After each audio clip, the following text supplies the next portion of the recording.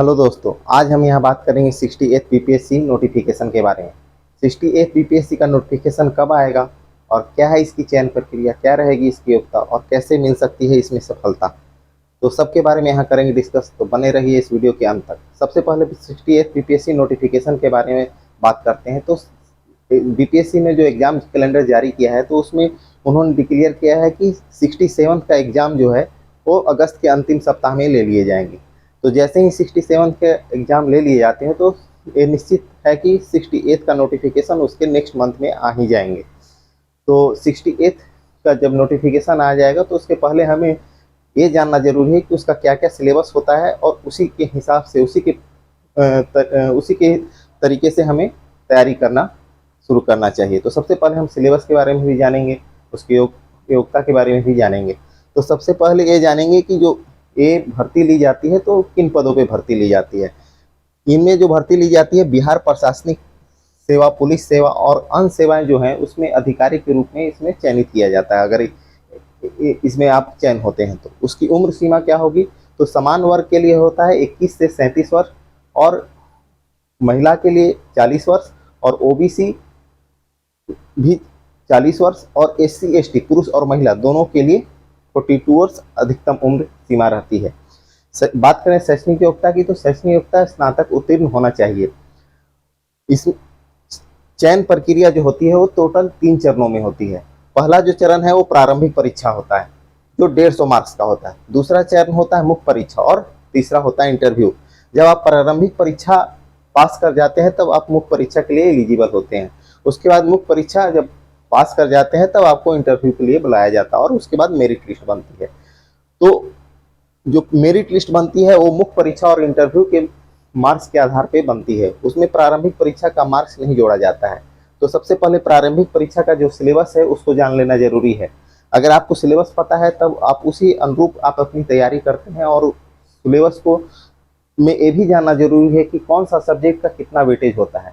तो प्रारंभिक परीक्षा की बात करें तो एग्जाम होता है 150 मार्क्स का। टोटल क्वेश्चन होते हैं 150 और हर एक क्वेश्चन के लिए 1 मार्क्स मिलते हैं। इसमें निगेटिव मार्किंग का कोई प्रावधान नहीं है। अगर आप कोई गलत क्वेश्चन भी करते हैं तो उसमें आपको नंबर नहीं काटे जाएंगे। रही बात विषय की, कौन कौन से सब्जेक्ट उसमें इंपॉर्टेंट है, किस किस सब्जेक्ट से क्वेश्चन पूछे जाते हैं, तो वो देखते हैं।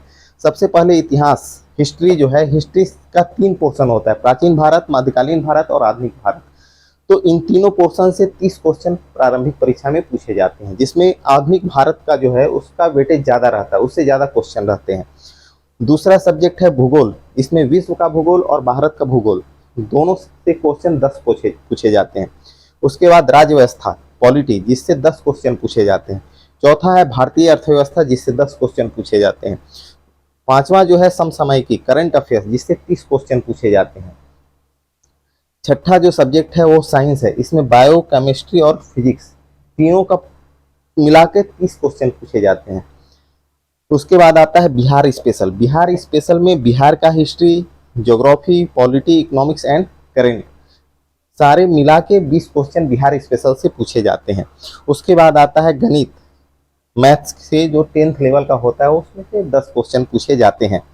तो इस तरह से टोटल 150 क्वेश्चन पूछे जाते हैं। जब आप सिलेबस देखेंगे तो इसमें आप पाएंगे कि हिस्ट्री जिससे 30 क्वेश्चन, करेंट अफेयर्स जिससे 30 क्वेश्चन, साइंस जिससे 30 क्वेश्चन और बिहारी स्पेशल 20 क्वेश्चन, ये 4 सब्जेक्ट का ही वेटेज प्रारंभिक परीक्षा में ज़्यादा है। इसी से 110 क्वेश्चन पूछे जाते हैं।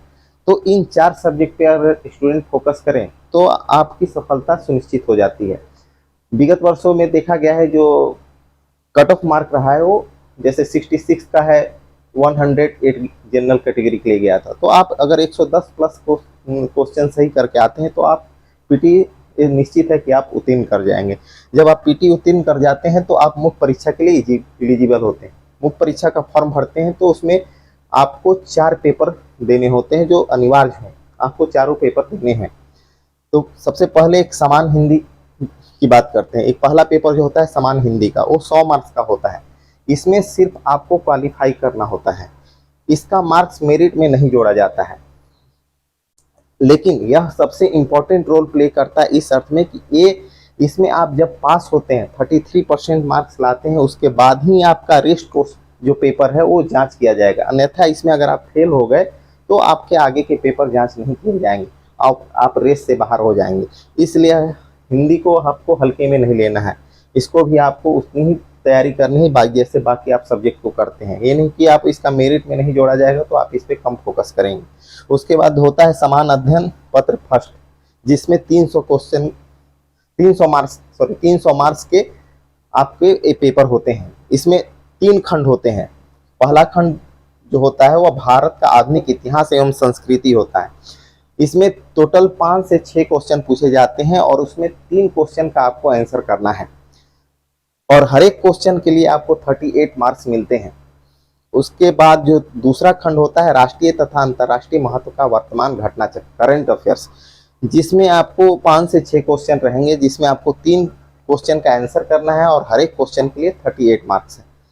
उसके बाद थर्ड पोर्शन जो होता है सांख्यिकी विश्लेषण आरेखन एवं चित्रण, स्टैटिस्टिक पोर्शन होता है। ये स्टैटिस्टिक्स के सवाल इसमें आते हैं। टोटल 4 सवाल पूछे जाते हैं, जिसमें आपको 2 क्वेश्चन करनी है और हर एक क्वेश्चन के लिए आपको 36 मार्क्स मिलेंगे। यह फर्स्ट पेपर का सबसे इम्पोर्टेंट रोल प्ले करता है फर्स्ट पेपर में, क्योंकि ये जो मैथ का क्वेश्चन है और इसमें आप अगर सही करते हैं तो आपको 72 मार्क्स इसमें आप मिलेंगे। तो इसको सबसे ज़्यादा ध्यान देना है। उसके बाद आता है थर्ड पेपर जो आपको समान अध्ययन पत्र 2 है। इसमें भी 300 मार्क्स के क्वेश्चन होते हैं, 300 मार्क्स के पेपर होते हैं। इसमें 3 खंड होते हैं। पहला खंड होता है भारतीय राज्य व्यवस्था। इसमें बिहार से रिलेट करके क्वेश्चन पूछे जाते हैं। कुछ क्वेश्चन बिहार से रिलेट करके भी रहते हैं और संपूर्ण भारत से का भी क्वेश्चन इसमें रहता है। तो उसमें टोटल 5 से 6 क्वेश्चन रहेंगे। इसमें आपको 3 क्वेश्चन करना है और हर एक क्वेश्चन के लिए 38 मार्क्स रहेंगे। दूसरा खंड होता है भारतीय अर्थव्यवस्था और भारत का भूगोल। इसमें इकोनॉमिक्स एंड ज्योग्राफी दोनों का क्वेश्चन रहता है, जिसमें करेंट बेस्ड क्वेश्चन भी इसमें रहते हैं और बिहार का थीम लेकर के भी क्वेश्चन इसमें रहते हैं। तो आपको संपूर्ण तैयारी करनी है इसमें टोटल 5 से 6 क्वेश्चन रहते हैं, जिसमें 3 क्वेश्चन का आंसर करना है और उसके लिए हर एक क्वेश्चन के लिए आपको 38 मार्क्स मिलेंगे। तीसरा पोर्शन है भारत के विकास में विज्ञान और प्रौद्योगिकी की भूमिका और प्रभाव। इसमें टोटल 4 क्वेश्चन रहते हैं, जिसमें 2 क्वेश्चन का आपको आंसर करना है। इसमें भी वही सेम करेंट से रिलेट करके भी क्वेश्चन रहते हैं और डायरेक्ट साइंस एंड टेक्नोलॉजी का क्वेश्चन भी रहता है और बिहार का थीम लिए हुए भी क्वेश्चन रहता है। उसमें आपको टोटल 2 क्वेश्चन करने हैं। 36 मार्क्स के क्वेश्चन के 2 क्वेश्चन रहेंगे तो 72 मार्क्स इससे मिलेंगे। यानी टोटल मिला के आप इसका भी 300 मार्क्स, इसका भी 300 मार्क्स। और चौथा सब्जेक्ट होता है जो ऑप्शनल सब्जेक्ट होता है, जो आपके ने सिलेक्ट किया है। किसी ने हिस्ट्री लिया है, किसी ने ज्योग्राफी लिया है, किसी ने फिजिक्स केमिस्ट्री, जो भी आप जिनका सब्जेक्ट है और उसके अनुसार इसमें आपको पेपर देने हैं। तो इसमें भी 300 मार्क्स के पूछे जाते हैं क्वेश्चन। टोटल 6 क्वेश्चन का आंसर करना होता है और हर एक क्वेश्चन का वेटेज 50 मार्क्स का होता है। अब जब मेन परीक्षा आप चारों पेपर दे देंगे, उसमें आपको 900 मार्क्स का जो है उस पर आपको जांच किया जाएगा और उसमें जो आप पास होते हैं मेरिट के अनुसार मेंस का, तब आपको मुख्य इंटरव्यू के लिए बुलाया जाएगा। जब मुख्य परीक्षा आप सफल होते हैं तब इंटरव्यू के लिए आपको बुलाया जाएगा। इंटरव्यू होता है 120 मार्क्स का। तो फाइनल मेरिट जो बनता है वो 900 प्लस 120 मार्क्स के आधार पर बनता है। अगर आप इस फाइनल मेरिट लिस्ट में कट ऑफ पार कर जाते हैं तो आप बिहार प्रशासनिक सेवा के अधिकारी बन जाते हैं। तो ये रहा संपूर्ण सिलेबस हमारा इस वीडियो में। अब नेक्स्ट वीडियो में हम आपसे बात करेंगे प्रारंभिक परीक्षा में जो सिलेबस है उसमें कौन कौन सी बुक है जो रेफर करना चाहिए और कौन कौन सा उस बुक का जो पोर्शन है उस पर ज़्यादा फोकस करना है, ये सारा डिस्कस करेंगे हम नेक्स्ट वीडियो में। और उसके बाद मुख्य परीक्षा के बारे में भी बात करेंगे कि उसमें समान हिंदी और जीएस पेपर 1 और जीएस पेपर 2 के लिए कौन से बुक पढ़ने चाहिए और कैसे पढ़ने चाहिए, ये सब सारे डिस्कस करेंगे नेक्स्ट वीडियो में। वीडियो देखने के लिए धन्यवाद।